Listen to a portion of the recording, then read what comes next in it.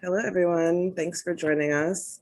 A little late this afternoon, but we're happy that everyone's here. Today we have a pandemic update, and we're going to have Peter Hotez joining us today to give us an update on mutant variants, on the new J&J announcement regarding GBS, and just an overview of Delta and the other strains of concern. And here he is now. Hello, Dr. Hotez. Sick right on time. Oh. How are you? Long time no see. You're right. We had him double I'm really today. sorry I'm late. It's fine. I held you over this morning, so it's my fault. Yeah, that's good. Anyway, my name is Dr. Neecey Hudson. I'm the chair and science director of Hood Medicine. My name is Jonathan White. I'm co-founder and director of policy and engagement. I'm Doug Slaughter. I'm the public health director.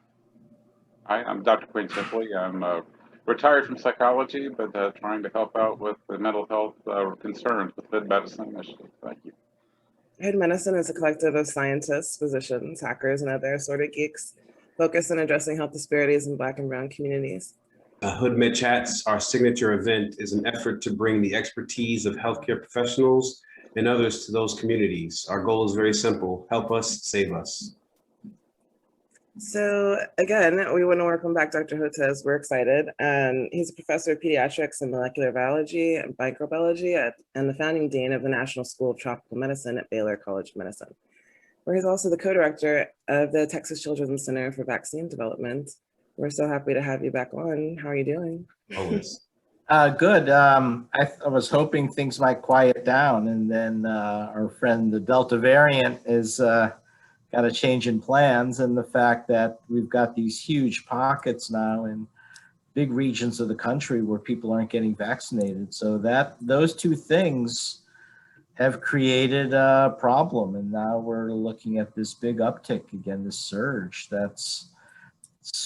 I see it in two major places. I see it, starting in Missouri, going down into Arkansas, and then now it's going all over the deep South. It's in Louisiana, Mississippi, Alabama, North Florida. That's going to be a problem all summer, I think. And then we're going to see another big piece up in the mountain areas. So Northwest Colorado, Utah, Idaho, Wyoming. I have to look at the map to refresh my knowledge of that geography of that part of the country, since I'm not there a lot. That's going to be the other big places. And I think what you're seeing is the two common features are rural conservative areas where people are defiant of getting vaccinated. So I think that's going to be the big issue. And Texas looks good on paper because if you look at, it's in the bottom tier of states, but it's in terms of vaccination, but at the top of the bottom tier. But that's all being driven by high vaccination rates along the border with New Mexico and some of the urban areas. You get into East Texas, Panhandle, forget it. Nobody's being vaccinated. It's as bad as anywhere. So that's what we're going to be seeing now for the next few weeks, is a big surge of Delta COVID in these unvaccinated areas. So, I've called it two COVID nations. Tony Fauci's called it two Americas, but you get the idea. I think the Northeast is going to look pretty good because almost all the adults and adolescents are vaccinated, and that's going to dramatically slow transmission. Same with California, Pacific Northwest, but that leaves some big gaping areas of the country where Delta is really going to accelerate. I think we definitely want to dig a bit into the variants, while we have you here. But I'd love to just start with the J&J report that we saw recently and the implications. One of the things we are hoping to help people understand is the routine, that this is one of the routine pieces of pharmacovigilance, right? And hopefully you can give some perspective on what we've seen in terms of the reported incidents of GBS. Put that in context for us. Yeah, so with J&J, there's some good news and some not so good news. So the good news is there was a paper coming out of New England Journal of Medicine yesterday showing that, at least in terms of virus neutralizing antibodies, the single dose seems to hold up pretty well against the Delta variant. So that was a question I'm getting asked all the time. You know, my daughter, my son got the J&J vaccine. Do I get that person boosted or what? But it looks like the single dose is holding up pretty well with Delta. So that's useful piece. Not, and again, it's based on virus neutralizing antibody, but it looks like not actual patient efficacy data because it's too soon, but it looks like it's promising enough. I think the other issue is the Guillain-Barré syndrome. It looks like it's pretty rare. You know, we're talking about maybe 100 cases of it in the 13 to 14 million people who've gotten the J&J vaccine. So that's a pretty rare phenomenon. You know, not too different from the flu rates of Guillain-Barré syndrome flu vaccine or Shingrix vaccine. I still get my flu vaccine and Shingrix vaccine. I think that rare Guillain-Barré syndrome is not going to be the big issue. I think it's the fact that it's occurring on top of. I think it's occurring on top of the cerebral thrombotic events, which are also rare, on top of all the mess up with the contract manufacturing at Emergent Biosolutions. It's kind of given a bad reputation, undeservedly, but it's given a bad reputation to the J&J vaccine. So there's a lot to overcome there. So, you know, anyone who's given the choice now is pretty much sticking with the two mRNA vaccines. Thank you. It's the first time that I have had a chance to meet you. So my name is Quinn Chipley, and it's very nice to be on with you, and I consider it an honor. I just want to know what's the Rice connection there? Oh, that was my undergraduate school, right across the street from you guys. Yeah, it's a pretty good place. I'm actually on the faculty at Rice also. Oh, cool! Yeah. I mentor a lot of students. I do it so I can be with people who are. Baker 78. Baker 78. So it's a fantastic place. Is it even feasible to consider ever having a phase 3 clinical trial large enough to detect these, 112.5 million types of instances? I just can't even imagine coming up with a sufficient size. I mean, I love the post-market vigilance. I think that's, of course, that's incumbent on the field, but, I just can't imagine it prior. Well, let me give you an example of the problem. So, and I had to refresh myself with these numbers. Roughly 3,000 to 6,000 people get Guillain-Barré syndrome every year. Mm-hmm. Right. So that's, from because viruses induce Guillain-Barré, and we probably don't know the other triggers. And so, you divide 3,000, 6,000 by 52 weeks, and you get, a few hundred people are getting Guillain-Barré every week. How then do you make an unambiguous determination that's, and all that noise that a component of them are actually due to the vaccine? But it seems to be, I think it has to do with the time frame that it's occurring in a couple of weeks afterwards. And they've identified a demographic group that seems to be more susceptible. It's more men than women, are around 50 or older, and within 2 weeks of, I think that's what they're using. And on that, this goes to show you the power of our pharmacovigilance system, that they could pick up, things like this among all the noise and the chatter, just like the cerebral thrombotic events. And I use that as an opportunity to remind people that, it's not just a matter of the emergency use authorization or the approval and then they're done. That's just the beginning. There's a pretty detailed system of pharmacovigilance and a redundant system. So it's not only the vaccine adverse events reporting system, the VAERS, you've got the vaccine safety data link and other parallel tracks. So it's, one of the most substantial pharmacovigilance systems the world has ever seen. And so the American people should take some comfort for that these vaccines are constantly being monitored and watched. It's interesting, earlier you mentioned the two Americas that Dr. Fauci likes to talk to us about. I kind of think we're living in three Americas, right? The first is the folks who have gotten vaccinated. The second is the folks who have some level of hesitancy. And we can all agree that for some of those folks, particularly communities of color, some of that hesitancy is reasonable. But then there's the folks who are absolutely resistant, and largely due to political reasons, right? We can't really put those two, last groups together because they have to be approached in two completely different ways. Would you agree with that? Yeah, I absolutely agree. And here's one of the reasons why I think it's really important that we sort this out. Well, it's important just to know, but for instance, the big acceleration now in Missouri into Arkansas, now going along the Gulf Coast into Louisiana, Mississippi, Alabama, North Florida. Where's the highest concentration of African American populations in the country, right? Those areas. So do we really, we're saying it's due to, conservative rural groups, which is our euphemism for saying, not non-African American.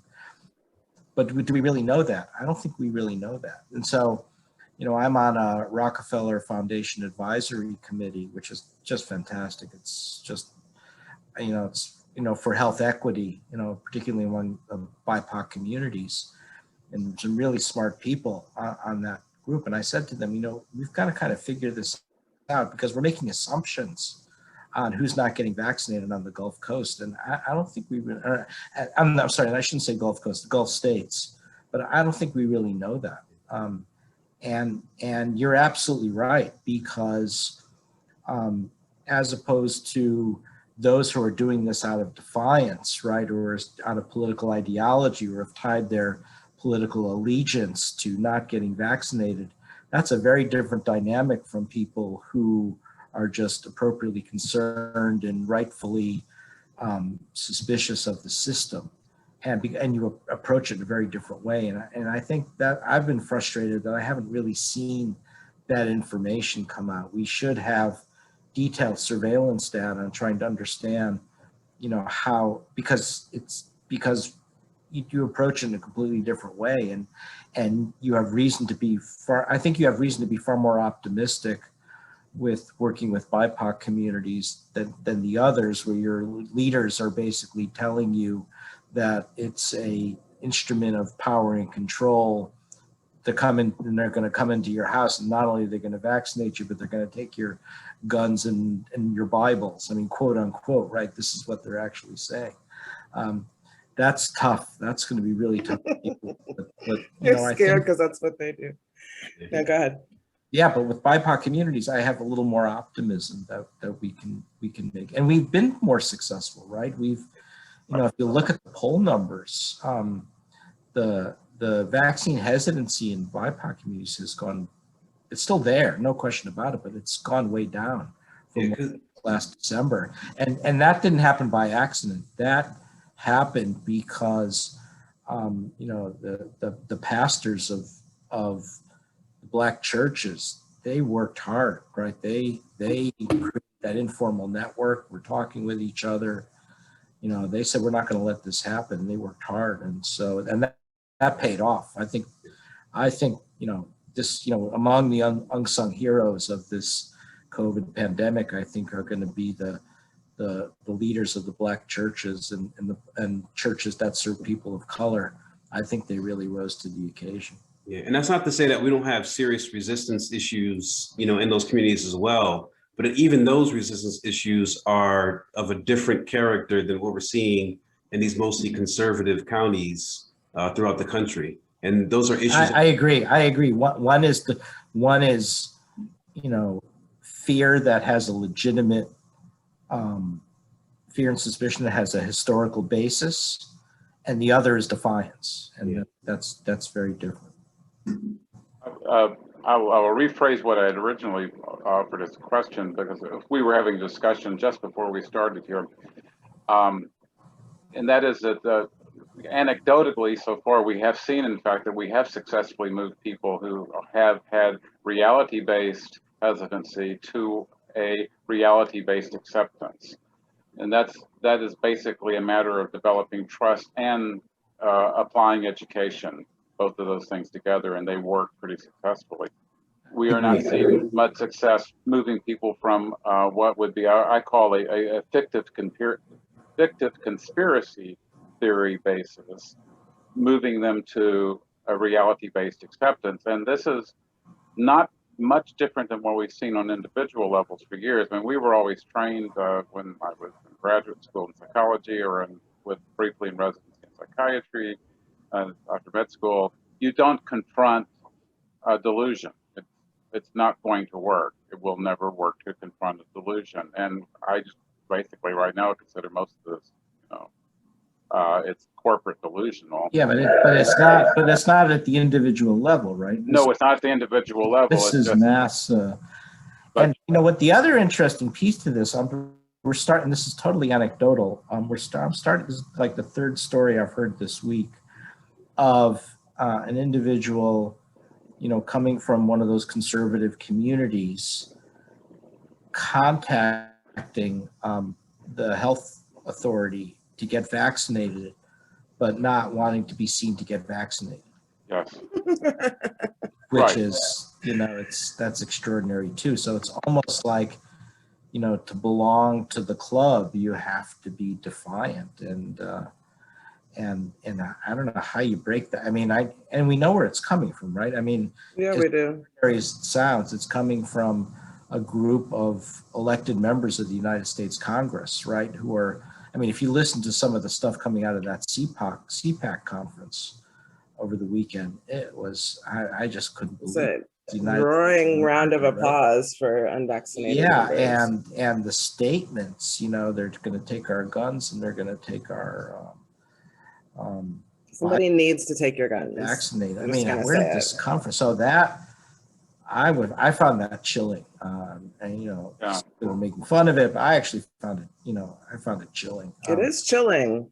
Then you have the craziness on the cable news networks, right? I mean, Fox News, between Newsmax and Fox News, you're getting a nightly rant on. But now it's like bleeding over into other things. Like, look at Tennessee. Like, now they want to scrap their whole vaccination program for children, or at least the guidelines, which is absurd. It's just crept so far and embedded itself so far into our political system that is possible.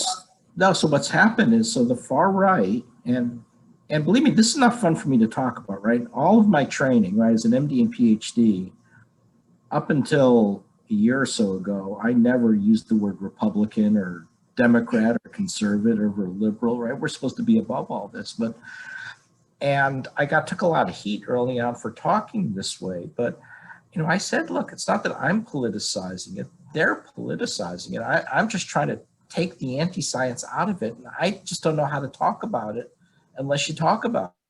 If you don't talk about it, nobody knows what the heck you're talking about, which is, I think, part of the problem with the communications coming out of Health and Human Services. They don't want to use the R word, right? So they talk around it, and people don't really understand what the message is. And so that's what I'm doing. And I've said, look, and I'm the first to say that the Republican Party historically has not really been anti-science, right? Lincoln started National Academy of Sciences. Eisenhower started NASA. George W. Bush launched PEPFAR. This is something twisted and weird. And yeah, it is. It's not new. I don't think it's new. It's a return of something that we've seen before.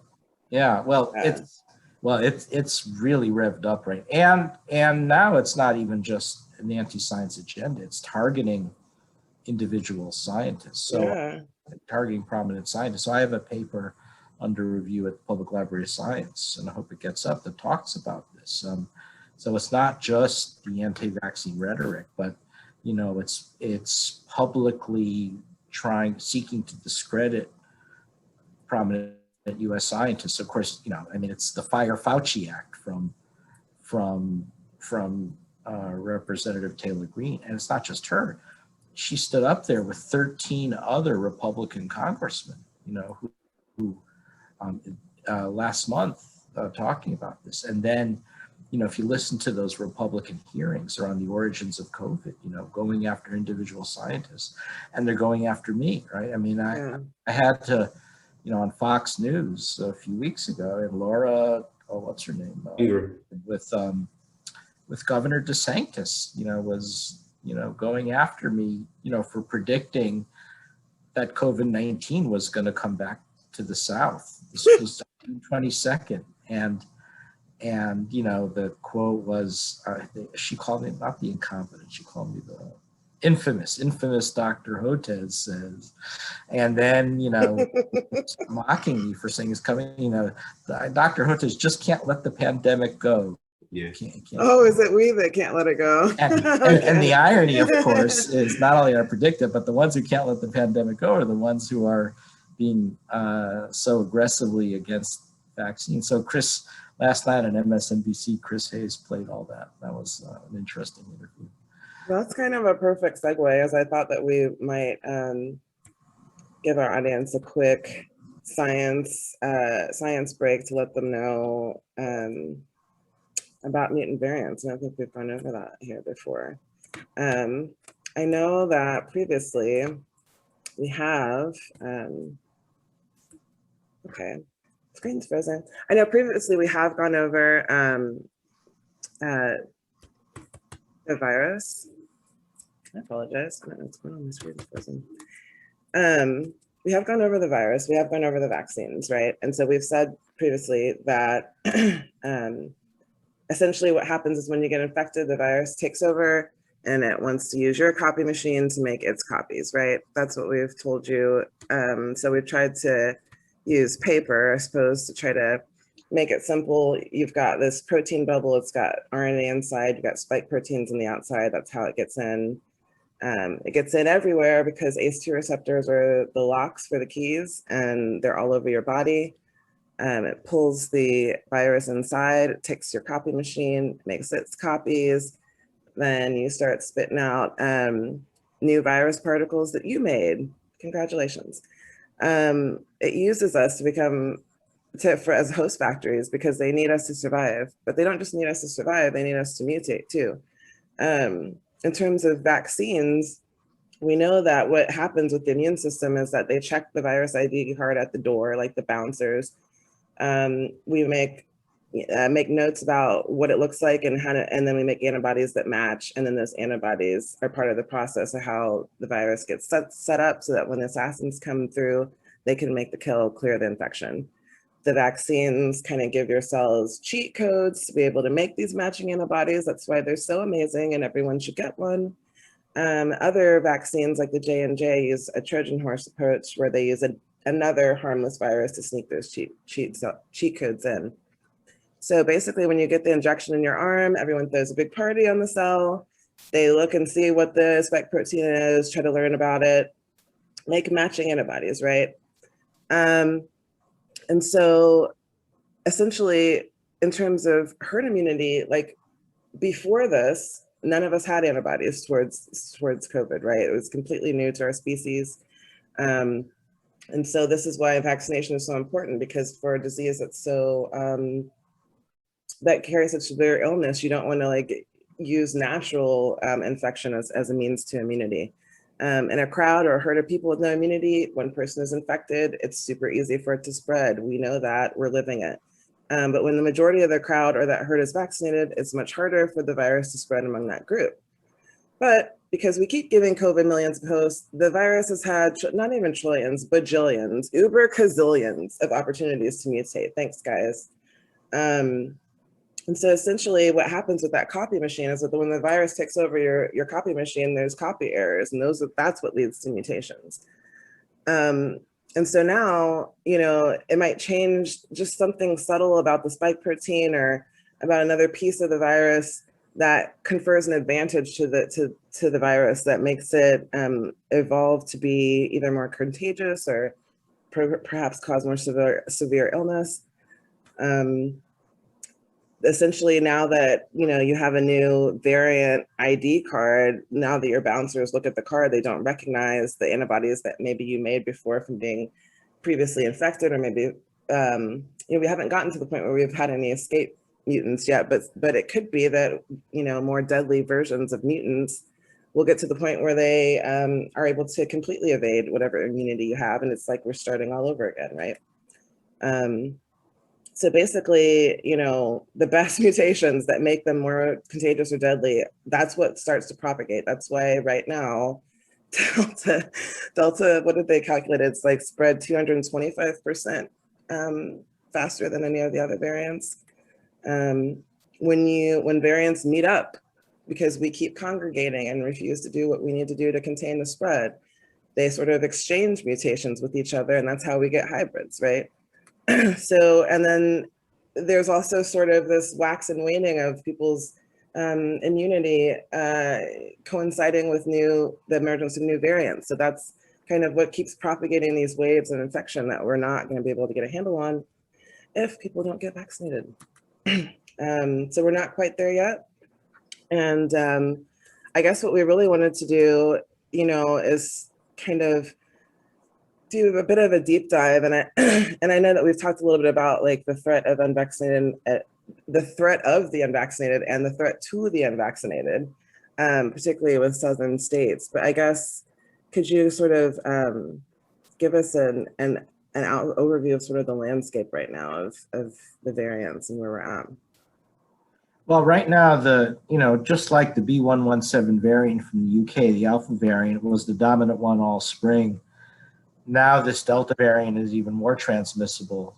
The most we've ever seen is twice as transmissible as the original lineage. It has a reproductive number of 5 to 8. It means that when a single individual gets it, on average, they'll infect 5 to 8 other unvaccinated individuals. So the bottom line is, being so transmissible, if anytime you get a community that has large numbers of unvaccinated individuals, everyone's going to get infected. If they've dodged it before, now's the time they're going to get infected. That's why you're seeing these big surges in Missouri and Arkansas, now across the South. So if you've been lucky enough not to get COVID and you're not vaccinated, now your luck's about to run out. I think that's how you need to look at it. Again, if you're in the Northeast where everyone's vaccinated, or enough people are vaccinated, or in the West Coast, you'll be better off. But I think, let's say you're a 20-year-old in Alabama who's not vaccinated, you should assume that you're going to get COVID in the next few weeks. And the problem is, the narrative that's put out there, again, a lot of from the conservative lobby, is that, hey, don't worry about it. If you're young, you take care of yourself, you go to the gym, you're not overweight, don't worry about it. It'll, worst, it'll be a cold, or you'll probably be asymptomatic. And what they'll do is they'll cite low death numbers. And it's true. Most young people are not dying of COVID. The big spike in death rates is as you get older, or you have comorbid conditions. But I point out that deaths are a blunt instrument. There's a lot of other things that happen besides dying, like going to the hospital or getting what's called long COVID, or now the official name is PASC, post-acute SARS. I don't know who comes up with these acronyms, but needs to be fired, because the only MISC in kids. But this post-acute sequelae of COVID, we're learning more about it, and it's real, number one, and the neurologic injury really concerns me. So you're hearing about brain fog, and you're hearing about unipolar depression, but now this paper's come out, and it's still in preprint form on medRxiv, showing that in the UK, with a nationalized health service, they have the whole national system of keeping track of things. So they have 40,000 MRIs, brain MRIs on file. And there was so much COVID in the UK, they were able to do before and afters of who, after COVID, what your MRI looks like. And they were able to get them to agree to do MRIs after they're infected. And the results are pretty disturbing. You're seeing lots of gray matter brain degeneration And, and this is done by a group that does primarily research on cognitive declines with age and Alzheimer's. And they make the observation and say, hey, this looks like the cognitive decline you get with Alzheimer's, but happening at a much earlier age. So it's like accelerating the neurodegeneration process of aging. Now, all of those people in that study were in their 40s and 50s, et cetera. So the question is, what's going to happen now with long COVID in a young adult or an adolescent? Are they also getting brain matter degeneration? We clearly are seeing long COVID in young adults and kids. The thing I worry about is if it's that kind of situation with brain matter, brain degeneration, some of that may be permanent loss of memory and the ability to function at a high level. Mm-hmm. And let's remember who we're talking about. We're talking about, kids who are taking their SATs and applying to college, or they're college graduates looking for their first job, or they want to go to grad school or professional school. This is going to really affect quality of life for a lot of Americans. And that's the story that's not being told. And I think that's where we have to, we need leaders in the community to tell these young people, adolescents, young adults, okay, maybe you're not going to die, but this is really going to screw up your quality of life and your aspirational goals. And I don't think we hear that enough. Yeah, I think, Dr. Hotez, that, the decision or the calculus to reach a decision about whether to get vaccinated may be easier for adults than it may be for deciding for their children, right? And there was a question from one of the viewers about whether she simply should take her son, who's 13, to get the vaccination. And, you've talked a lot about, the risk, to even younger people. What would you say to her? And related to that, can, even after getting vaccinated, can one still get long COVID?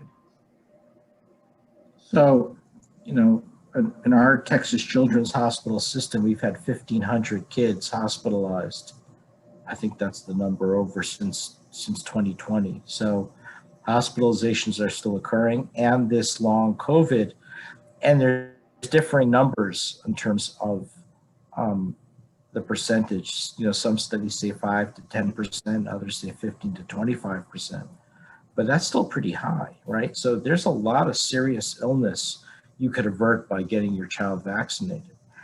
And what's the risk? The risk is, for the mRNA vaccines, about 1 to 10 in a million for anaphylaxis, but you're kept there for 15 minutes to make certain that you don't have an anaphylactic reaction. It's extremely rare. The numbers for myocarditis and mRNA vaccines is there's been about 300 cases and 20 million immunizations according to the CDC. So that's about 1 in 70,000. So when you look at the two, there's no question that the benefits of vaccination far outweigh the risks of getting COVID. And you have to assume you're going to get COVID, your child's going to get COVID if you're living in this part of the country, at least living in the southern part of the country where Delta is accelerating. In terms of, what was the question about vaccination for breakthrough? The second part of that was, about the risk of getting long COVID even after vaccination. You're the second person to ask me that. And the first was Anderson Cooper, I think, 2 nights on CNN. Oh. And I had to sort of had to hem and haw. I didn't hem and haw. I just said we don't know. I don't think we know. Yeah, how would we know? Yeah. We haven't reached long COVID. Yeah, but that's an important question. So the question is there, if you're vaccinated and you do get breakthrough infection, could you get long haul? And I don't think we know. I think what people need to understand is we don't know the answers to all these questions. So the best thing that you can personally do is remain hyper vigilant and do all the things necessary to keep yourself from catching COVID, even if you're vaccinated. Continue to mask up. Yeah. continue And to I want, social distance, and I want do all people the to things like, that, go ahead, Dr. no, Hudson. sorry. My thing is lagging. I apologize. Go ahead. No, it's good. No, I'm done. No, Yeah, so, okay, so let me say what that practically means. So, okay, I got vaccinated. And now, you know, when I'm outside, I don't wear a mask. Now, if I was going to, you know, a baseball game that was packed, you know, would I reconsider an outdoor baseball stadium? Would I reconsider maybe have a mask? I might. Now, now what about going indoors? Would I wear a mask? So if I go, you know, to the convenience store or whatever indoors, I'll wear a mask. But now, so last weekend, my wife and I took our youngest son and his girlfriend out for dinner in a nice restaurant, and we didn't wear a mask. It was sort of open up, but I was a little uncomfortable, right? Because, but you know, transmission was low enough that I thought it was okay to do it. But now what happens over the next few weeks? Let's say with Delta, things really pick up. And I don't know. I mean, if it's really that high a level, we might just do takeout again. You know, we'll see how it goes. I'm just worried people are like, and again, and that equation, right? That risk benefit will be different. If you're in Vermont and Massachusetts, where they've really done a great job quelling transmission, even with Delta, just, have a good time. But here in the South, where nobody's vaccinated and Delta's screaming transmission, I don't know. Even if you're vaccinated, you're still going to see some breakthrough. And this is part of the problem with the CDC messaging, Centers for Disease Control. They want a one-size-fits-all message because they say they're for the whole country. But the reality is that COVID-19 is a regional disease from now on in areas where vaccination is low and Delta's high. And so I think they're going to have to figure out a way to convey that nuance. And this is a great segue to a question that I had. First of all, I will couch it in terms of my experience. When the CDC change came in April about saying that, you know, you could, if you were fully vaccinated, you could go without mask. And given the fact that Delta was not much of an issue at that point, I basically was following exactly what they were saying. And I even came up with the metaphor that by all standards of what we knew from science, we were biomedically masked. That even if I were to have a breakthrough infection, what we knew from the limited data out of Chicago and out of Israel was that I probably was not going to be infectious to another person, that I wouldn't be generating enough particles to do that. I'm no longer confident with that. That's right, because even if you're PCR positive, you weren't shedding enough virus to cause transmission. Right, and now with the Delta Plus in particular, and that brings us to the Israel report, that it would seem that the patient zero, the Delta Plus transmission there, was fully vaccinated and went on to infect others. This was their report out of, I think it was Hotez that was carrying the report. And as I said, you know, most of us would all agree that the plural of anecdote is not data, but what do we do when we have the singular of datum? That is, we know that this is truly a data point, that this really did happen. And the practical application, quite frankly, is I'm in conversation with a group that I'm involved with, which hosts people once a week in large, you know, fairly large indoor settings. We've been following the latest CDC guidelines, but right now, would it be wise just simply to say everyone can wear a mask, be inside, keep your distance, wear a mask? Well, here's what I said pre-Delta. What I said pre-Delta was, you know, if everybody's vaccinated, and I didn't realize things would be this bad in terms of the resistance to vaccination, then life could look a lot like it did pre-pandemic. I said the word year 2019, and then somebody on Twitter said 2019 was a terrible year. You have to pick a different year. Okay, so I just say pre-pandemic. But I said, you know, the models coming out of Mark Lipsich's group at Harvard say that we may see another big peak in January. At that point, the CDC may then make a recommendation that we put a mask on for periods of weeks, because none of the vaccines are perfect, right? They're good, but not perfect.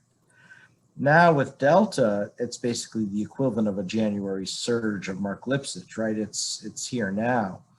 And that we may have to think about on a regional basis where we are and start wearing masks indoors again. And that's more or less what I'm doing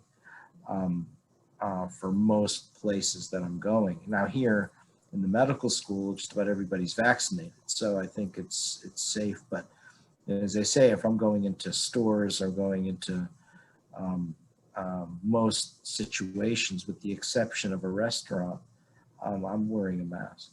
And then if Delta really picks up, I'm just not going to go to the restaurant. Do you distinguish much between Delta and Delta Plus?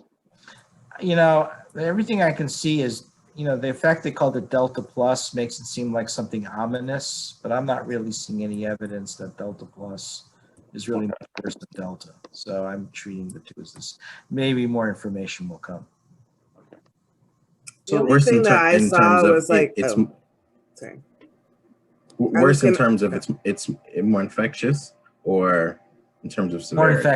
More infectious. I'm not. Well, the mutation, disease. There's one publication that talked a little bit about the mutation at K417N that they postulated increases affinity of spike to the ACE2 receptor.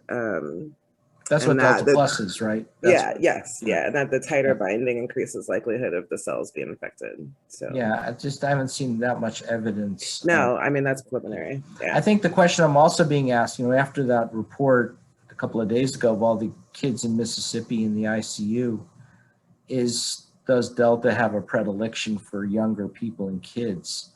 I think so. I think what's happening is so many people are getting infected now that kids are getting swept up in this, but we'll see.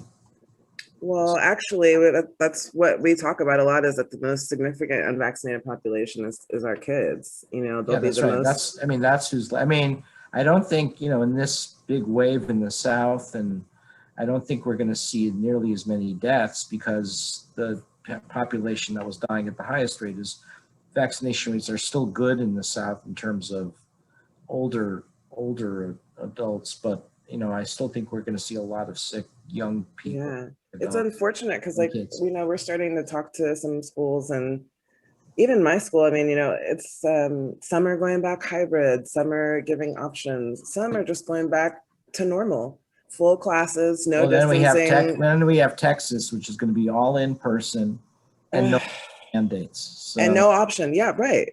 Vaccinated or not. Mask optional. And I don't understand how masks are optional when none of the children are vaccinated. Right. It's frightening to me. I don't know. What are your suggestions on what do we say to parents to, like, beg them to be, like, overly cautious and crazy so that their kids, like, know that they need to keep those masks on? Vaccinate your 12 to 17-year-olds. That's a given. And you know, I'd recommend, you know, if your kids can handle it, if Delta transmission is accelerating, have them wear masks in the classroom. The biggest issue I think is going to be, because here in Texas, for instance, we start the school year in August. And so that could be crunch time when there's still a lot of Delta around. So I think that's going to be the time I'm kind of holding my breath. As we say here in Houston, we have 2 seasons in Houston. We have summer, and then we have something called August. And so it's already feeling like the August season's starting early. I have one more question related to this. What about, so that's helpful for parents, but what would you say to, you know, teachers who are who care about protecting their children? They may already be wearing a mask, you know, whether they're vaccinated or not in the classroom, you know, and administrators, right? Vice principals, and, you know, superintendents. How would you advise them to keep their children safe, or how to navigate, you know, this increased spread of Delta in a landscape where our Well, youngest I would, children are not yet. a lot of the things that they did last year seem to have helped a lot. So masks, and obviously getting all the adults, encouraging everyone who's eligible to be vaccinated in the school to be vaccinated. That's the most important thing. And then wearing masks. So, what I had said is, if all of the, if you take a place up in Vermont where all of the adults and adolescents are vaccinated, the middle school and high school, it's going to be great. No masks needed, and we're not going to have a problem. And then even for the elementary schools, if enough people are vaccinated, then community transmission slows or halts, and that can go okay as well. The problem is going to be Louisiana, Mississippi's of the world where nobody's vaccinated, and there's just going to be a lot of transmission. So all you can do is either vaccinate yourself or your kids and wear masks a lot. Let's change gears quickly here. Booster shots. Where are we, do you think? In terms of... I've said we'll likely need a booster at some point in this pandemic, because it will, we don't know the durability of protection after 2 doses. It'll give you higher virus neutralizing antibody to make you more resilient to the variants. So don't be surprised if later on this year or early next year, the recommendation is to get a 3rd immunization. I've been saying that pretty consistently. I think what Pfizer did, though, was confuse things a lot, because they made the statement that do it now and do it because of the Delta variant. And I haven't seen any data to support that. It could be that they're sitting on data that they've not released publicly, but I haven't seen that data to convince me we need to do it now, with one exception, which is those who are on immunosuppressive therapy because of solid organ transplants or transplants or CAR T. The limited studies suggest that they seem to do better with a 3rd immunization, or the extremely infirm and older may benefit that as well. And that's what I thought was going to be what came out from the meeting that Pfizer had with the Department of Health and Human Services. But then they just came out and said business as usual. And I thought that left a lot of immunocompromised people and others a bit, put them off a bit. I think that didn't allay their concerns. That leads to the question that do we, and by we I mean the wealthy nations, the G7 nations, really have the will and the resources to hone the fully vaccinated populations with boosters, while also really working towards distributing first chance vaccinations to the rest of the world? Are we looking at a resource problem, or is it primarily a will problem? Well, the problem is none of the G7 countries wants to own doing anything about vaccinating the world. That is the reality, right? I mean, so it's will. Deny it. Africa is totally unvaccinated. Someone says 1%. Okay, it basically rounds off to 0, right? No one's vaccinated on the African continent except for in Morocco. Latin America and Southeast Asia are not doing much better. And I've been very critical of the Biden administration for this, which is to say they've really not owned this issue. They say they'll donate 200 million doses of the Pfizer-BioNTech vaccine this year and 300 million next year. But, when you add up the numbers, we need 5 to 6 billion doses to vaccinate the world's low and middle income countries. So this is not a drop in the bucket, but it's very modest. And the patent waivers are not going to have any impact anytime soon. So nobody's taking ownership about producing those 5 to 6 billion doses to vaccinate the world. And that's what we need to do. And I've proposed for our vaccine, which is simple, low cost. There's no upper limit that you can make. It's a recombinant protein vaccine like the hepatitis B vaccine. The Biden administration should just scale up and make it and find a contractor and make it. And then, we could do this for $1.50 a dose. We're talking, $5-6 billion. You could probably share it with the G7 countries. I mean, what is that? That's a rounding error. So there's a lot of frustration there, as you can tell, that we haven't been able to work. That's a very clear answer. Thank you. Again, to do that. So we had a question in the chat, Dr. Hotez. I answered it, and I just wanted to get your. And then I'm going to have to go, unfortunately. Yeah, absolutely.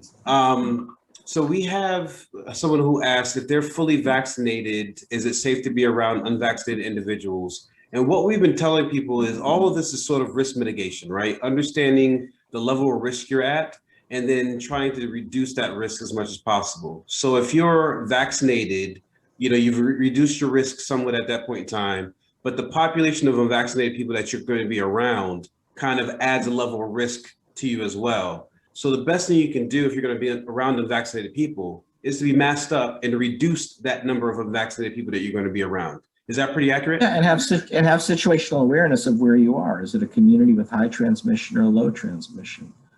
And that's going to make a big difference. And what are we talking about being around? Are you, outside taking a walk, or are you in a bar, right? I mean, that's a big difference too. Yeah, mute. Yeah. Sorry, and the kids were bounding around the house. I'm so excited that you had a chance to chat with us again. We will bring you on again. But could you just leave us kind of with your thoughts on where we're at and whether we can realistically close the gap before Delta or the next variant of concern gets the best of us? Yeah, I mean, I was feeling a lot more optimistic a few weeks ago. I thought, we could vaccinate our way out of this. Then Delta hit, and then, the U.S. members of the U.S. Congress and Fox News and Newsmax went full on wingnut, and that's created a very dangerous situation. And it's not even pockets of the country; these are big regions of the country now. So how things go as schools open up in August, I think there's a lot of uncertainty right now. Hotez, before you go, I want to plug your book, Preventing the Next Pandemic, Vaccine Diplomacy in a Time of Anti-Science. Please go to jhupbooks.press.jhu.edu to find it. Do you want to say anything about the book before we head out? No, it's, I wrote a lot of it before COVID. It's Preventing the Next Pandemic, Vaccine Diplomacy, Time of Anti-Science, and describes a lot of the forces that we're talking about. And I have a new book also that I've got just the page proofs back, and it's an edition of my first book called Forgotten People, Forgotten Diseases. It's about describes the whole ecosystem of the world's neglected tropical diseases among its poorest people. Awesome. That's awesome. Well, as always, thank you, Dr. Hotez, for joining us. Dr. Hudson and I were talking offline, and you are an honorary gorilla. We appreciate all the welcome. Thank you. Thank you. I'm honored. I'm truly honored. Yeah, you bring so much to our audience, and we're so thankful to have you and for you, allotting this time for us. Well, as I always say, you guys inspire me. So after I do this, I feel good. I mean, I feel that's awesome. I'm doing something meaningful, so I appreciate it. Yeah, definitely. At Hood Medicine, we want to bring you trusted individuals like Dr. Peter Hotez to provide you with the facts and information to allow you to make the decisions necessary to keep you and your family safe. Please follow us on Facebook, Instagram, and Twitter to support our effort, donate to our cause, or find out about our next events. Visit hoodmedicine.org, at Hood_medicine on Instagram and Twitter, or Hood Medicine Initiative, all one word, on Facebook. Thank you again. Thank you to our guests. Thank you for the Hood Med team. We really appreciate everything. Stay safe and get vaccinated. Yes. Bye. Bye.